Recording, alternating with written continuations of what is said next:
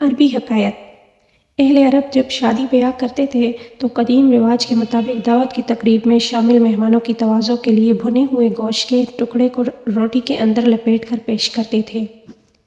اگر کسی تقریب میں گھر کے سربراہ کو پتہ چلتا کہ اس شادی میں شریک افراد کی تعداد دعوت میں تیار کیے گوشت کے ٹکڑوں کی تعداد سے زیادہ ہے یا زیادہ ہو سکتی ہے تو وہ کھانے کے وقت 2 روٹیاں گوشت کے بغیر ایک دوسرے کے ساتھ لپیٹ کر اپنے اہل خانہ رشتہ داروں اور انتہائی قریبی دوستوں میں تقسیم کرتے، جبکہ گوشت روٹی کے اندر لپیٹ کر صرف باہر سے آئے ہوئے اجنبیوں کو پیش کیا جاتا تھا۔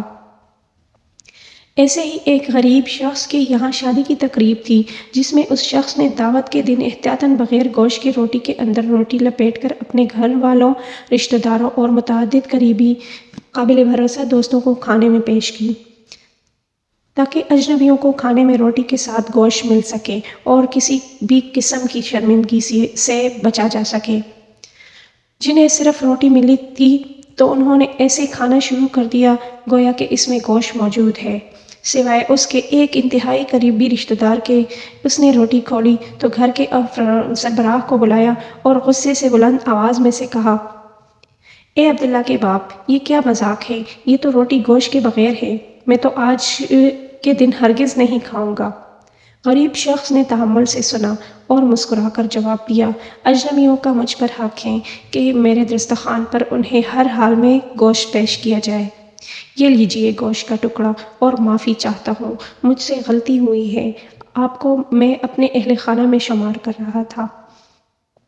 ہمارے موجودہ دور میں ہم بہت سارے لوگوں پر بھروسہ ان کو گھر کے فرد جیسا سمجھتے ہوئے یہ یقین رکھتے ہیں کہ یہ مشکل وقت میں ہمارے شانہ بشانہ کھڑے ہوں گے، ہماری پیٹھ پیچھے ہماری عزت کی حفاظت کرتے ہوئے ہر حال میں وفاداری نبھائیں گے، لیکن عین ضرورت کے وقت ہمارے اندازے غلط ثابت ہو جاتے ہیں کہ اس لیے اس بات کو یقینی بنائیں کہ کون سی روٹی کون سے بندے کو دینی چاہیے۔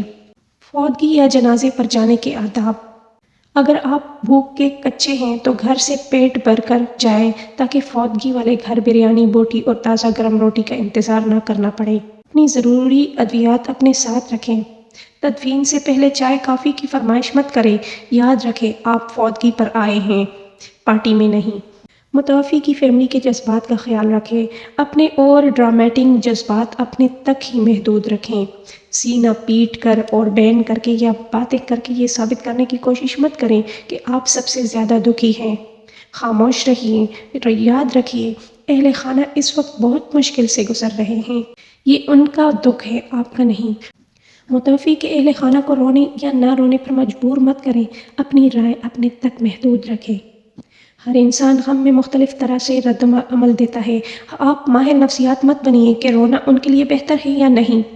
متوفی کے اہل خانہ کو کبھی یہ مت کہیے کہ آپ کی دنیا اجڑ گئی، سب ختم ہو گیا، یا پھر ٹینشن لیتی تھی پر بس اسی ٹینشن میں اللہ کے پاس چلی گئی۔ دوسروں کے دلوں کا حال جاننے والے اس بابے کو اپنے اندر ہی قابو کر کے رکھیے۔ وفات پا جانے والے کے اہل خانہ کو میت کے ساتھ وقت دیں، انہیں تھوڑی سی اسپیس دیں، ان کے اوپر سوار مت ہوں۔ اگر رش کی یا کسی اور وجہ سے آپ مرنے والے کا آخری دیدار نہیں کر سکے تو واویلا مت مچائیں، آپ کو کوئی خاص فرق نہیں پڑے گا۔ خدا را یہ پوچھنا چھوڑ دیجئے کہ ہوا کیا تھا، کیسے ہوا تھا۔ آپ کو جانے والے کی بیماری اور وفات کی تفصیل نہیں بھی معلوم ہوگی تو کوئی بات نہیں، میت کے گھر میں ادھر ادھر کی کہانیوں اور غیر ضروری گفتگو سے گریز کریں۔ کس نے کیا پہنا ہے، کون آیا ہے اور کون نہیں، کس کا رشتہ ہو چکا ہے اور کون ابھی کنوارا ہے، یہ رشتے ڈھونڈنے اور جوڑنے کا موقع نہیں ہے، یہ باتیں کسی اور وقت کے لیے چھوڑ دیں۔ میت و اہل خانہ کی اس دکھی حالات میں تصاویر مت لیں، یہ جنازہ ہے، شادی نہیں۔ ورثہ کو اس غم سے نکلنے کے لیے وقت درکار ہے، ان کو سمجھنے کی کوشش کریں۔ آپ میں سے کوئی بھی کبھی بھی ایسی سچویشن میں آ سکتا ہے۔